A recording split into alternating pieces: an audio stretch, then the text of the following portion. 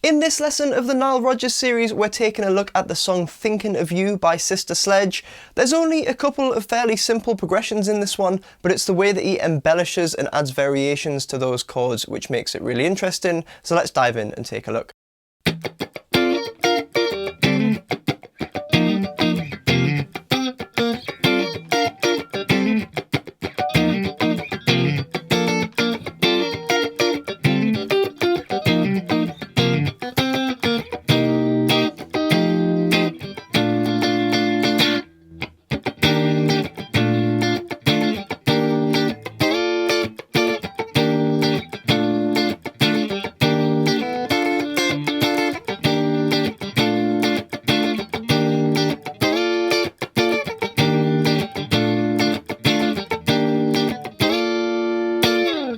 So we'll start with the intro, which also doubles up as the verse, although the verse has a separate ending, which I'll take you through shortly. It's just a repeating 4-chord pattern. I'll take you through the chords first and then we'll discuss the rhythm. So the first chord we're going to play is a G minor 7 rooted up on the 10th fret using an A shape. We're then moving to a D minor 7 rooted in the same fret, 1 string below. The next chord is an E flat, but using a first inversion. It looks like this. So it's got the third finger on the bottom on the A string there. If you know the cage system, you can think of this as coming from the G shape. So if I put the little finger on, that would be your kind of normal G shape major chord. You can also think of it as coming from the A shape. So if you play a normal E flat like that, rooted on the A string, the only difference is the first finger is playing that little triad on the D, G and B strings, and the third finger is playing the third of the chord on the A string. That's how you get that sound. And then if we slide that chord down to the 3rd and 5th frets, we get a B flat first inversion as well. And they're the main chords that we've got in this progression. So we've got the G minor, we've got the D minor 7, we've got the E flat, and the B flat. And another chord that we see is a B flat major 7 using an E shape. So this is rooted on the 6th fret of the bottom string. And that would be your major 7 shape. If you're not sure about how to play any of them chords, check out the first video in the series or the Patreon link to the chord diagrams, and that will explain everything. So let's get into some of the rhythms and embellishments that he uses now. We're starting with just 4 muted scratches. And these come before the bar, so I think it's just a way of getting warmed up a little bit rather than diving straight into the chords. But when the chords do start, obviously we're starting with that G minor 7, but you want to begin with just the first finger barring the middle 4 strings. So where it would be in the G minor 7, and then what we're going to do is strum that bar and then hammer on the 2nd and 3rd finger to complete the chord. So we've got. On the next down strum, we're doing the muted strings. And then on the following up strum, we're going to place the little finger down on the top string on the 13th fret. So this is a common little trick that he does where he's doubling the 7th, and we're going to catch that on the up strum. So we've got. Okay, we're then going to mute the down strum and then take the little finger off and catch the chord on the next up strum again. So. And then finish with 2 muted down strums. So that very intro to the song is. And that covers the G minor 7 chord. When we move to the D minor 7 chord, we're doing a similar thing. So you're starting with the first finger, just barring every string on the 10th fret. We're going to do the down strum, then hammer the 3rd finger on the 12th fret of the A string to complete that D minor 7 chord. So you have to make sure you can hear that movement within the chord. And that chord just finishes off with some muted scratches. So far we've got.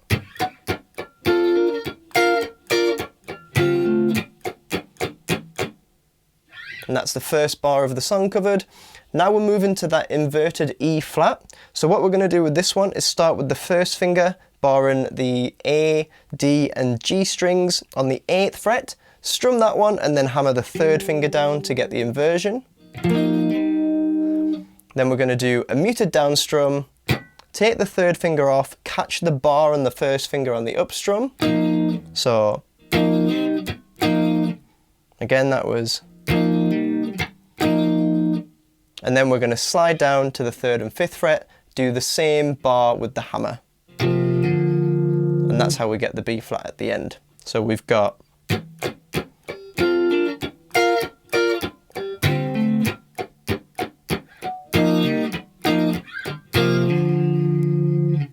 one more time.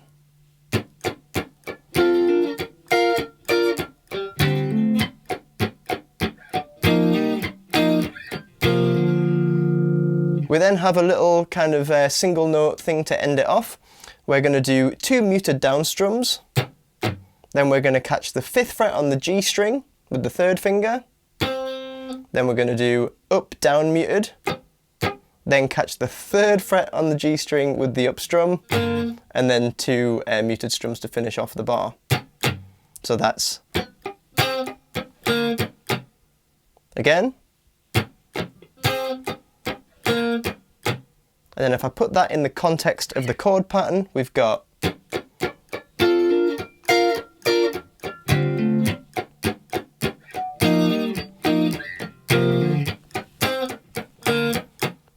takes a lot of kind of listening and analysing the rhythm in this one to get all the different parts in the right place. But that's the main chord pattern, and we're just basically repeating that with a few more embellishments. So the second phrase is exactly the same but with a different ending. So we've got the G minor 7, the D minor, the E flat, and B flat inversions. But the ending of this one is going to go. Really cool little part, this one. So to do that, you're going to start by barring the top 3 strings on the 3rd fret with your 1st finger, and make sure that the tip of your 1st finger is touching the D string. And then when you're strumming, you've got a little bit of leeway in case you accidentally hit the open string, but make sure you're not hitting either of the 2 bottom strings with your strumming. Also add the little finger onto the 5th fret, so that initial chord should sound like this. That's just another version of a B flat major 7, this time using a G shape.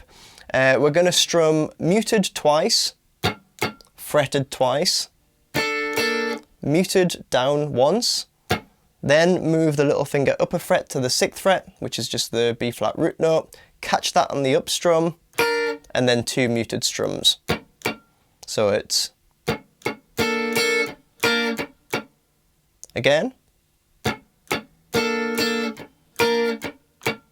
And in context of the full phrase, that would sound like this.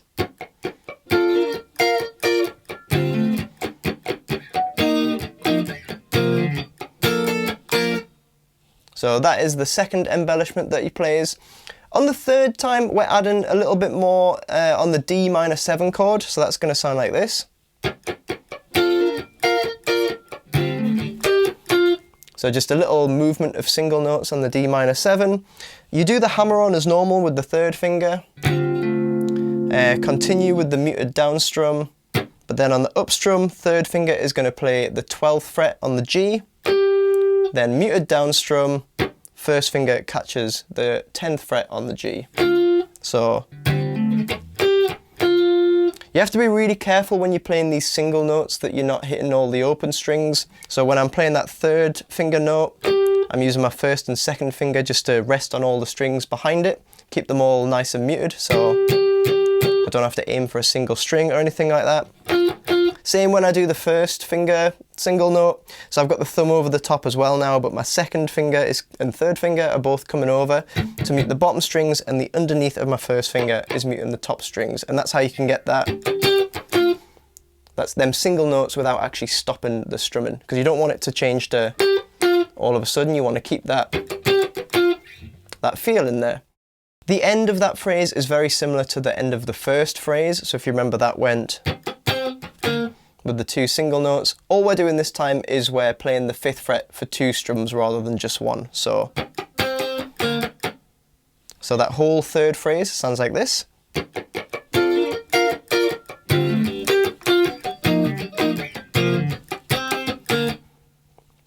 And then for the final phrase, we're doing the same trick with the D minor, adding the little single note run in, but this time after we've done the E flat, we're moving to a B flat major 7 rooted on the 6th fret of the bottom string using an E shape. So this one, we're doing a down strum and letting it ring out for a bit of time. Then muted down up, fretted down up, and then finish with muted down up. So that's, and in the context,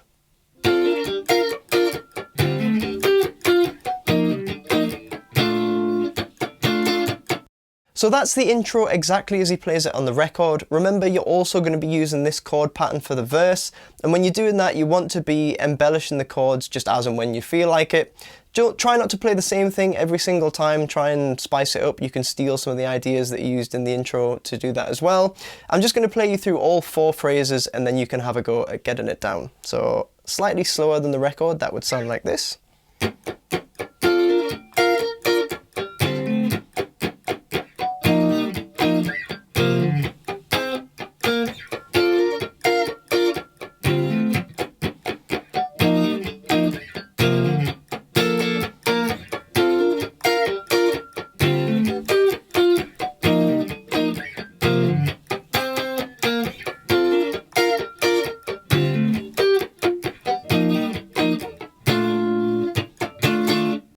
Now I mentioned before that the verse had a different ending to the intro, and that sounds like this.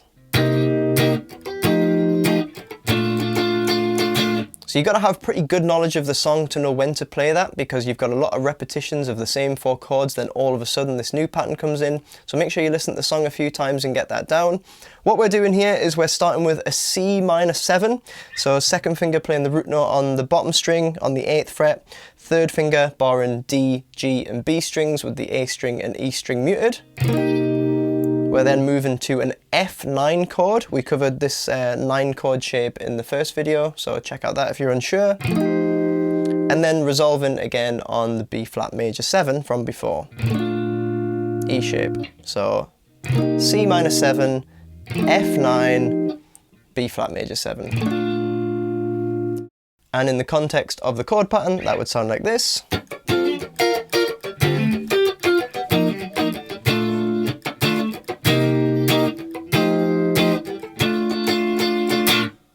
So get that stop in at the end to set you up for the chorus progression, which comes next. The chorus is pretty much a 2-chord vamp going between an E flat major 7 using an A shape and a B flat major 7 using an E shape. So you get this.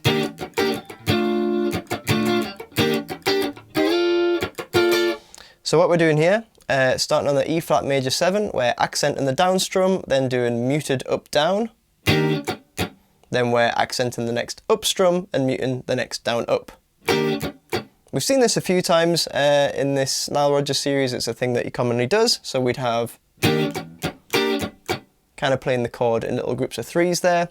Then moving to the B flat major 7. This is the same rhythm that you hear at the end of the intro. So you've got that kind of extended strum at the start, followed by 2 muted, 2 accented, 2 muted. Then in the next bar, we're repeating the same E flat major 7. But this time we're playing a B flat major 7 using a D shape. And what you're going to do is you're going to start here with first finger on the 6th fret of the D, third finger barring the top 3 strings on the 8th fret. And we're going to slide that up 2 frets. That's how you get that nice little movement. Then same rhythm as you had on the B flat down here. So if you put those 2 bars together,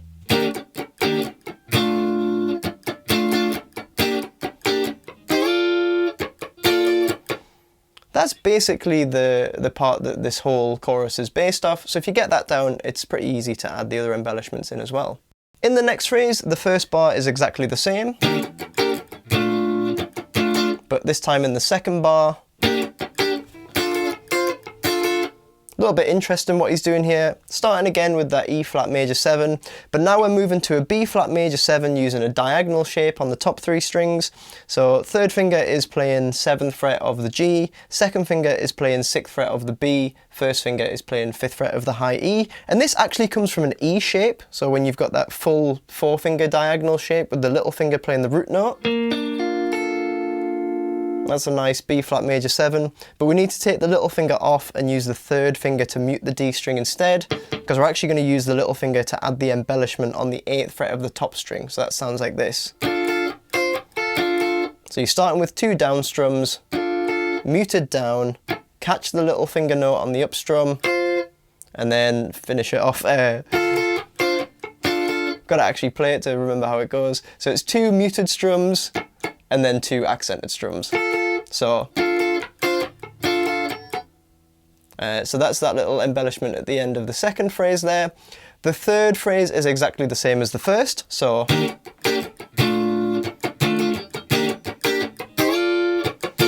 that nice little slide into the D shape, B flat major 7 there. And the final phrase is basically the same again, apart from we're just going to sustain that B flat at the end. So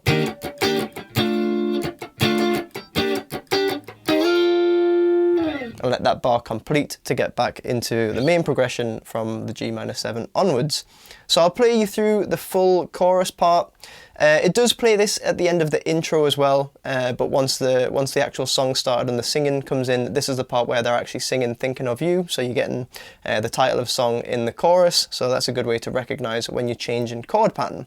So slightly slower than the track, that would sound like this.